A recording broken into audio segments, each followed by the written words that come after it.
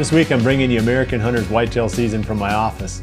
Normally we'll do this outdoors, we'll do the interviews outside, but the wind is whistling and there's a weather front coming through. There's some cooler temperatures on the horizon here, which is really good news for us because we've been fighting our way through these October lull days, and now it's time to finally get down to business.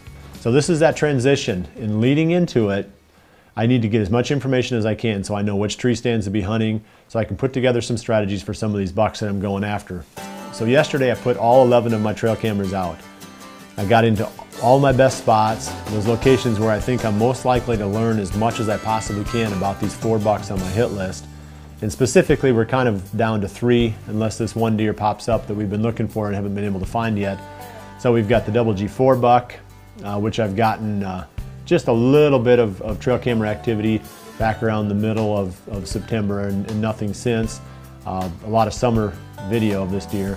Big, who's been really very visible in front of the cameras, and then the G5 buck, who's also been very visible in front of the cameras. So now it's just a matter of putting together a plan.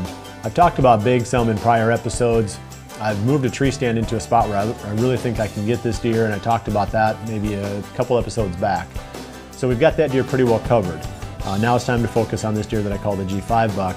And I really think this is the #1 deer. If you really want to figure out, what are the odds of killing certain deer on the hit list, we know pretty much where this deer lives based on the prior history with this deer. He lives in the valley, basically a 200 acre at the most, 160 acre area is kind of where we've gotten 90% of our trail camera pictures and sightings of this deer.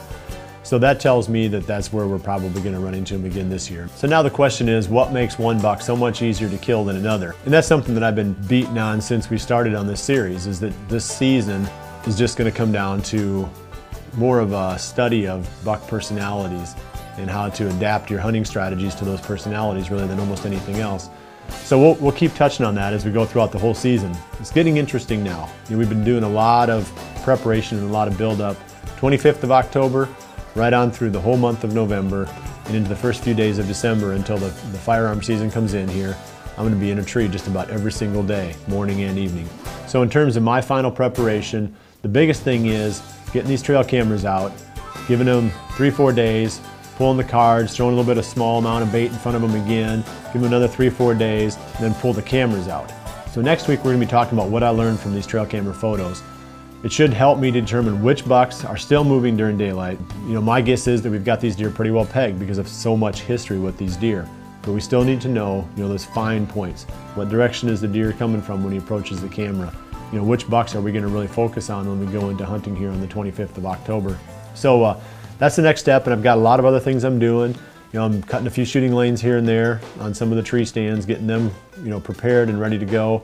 Another key thing I'm doing is the final touches on my shooting form. I want to make sure that as we get closer to the season now, that I'm not dropping off in my shooting. In fact, I'm trying to pick up the pace, shoot even more. So as we get into the season, I've got all the strength built up so I can totally relax at full draw, even if I have to draw the bow back at an awkward angle. Those are kind of the key things. So by the time you come back again for the next episode, I will have been in the trees. And I'm excited about that, and hopefully you are too, because now we're going to start to see how these stories play out.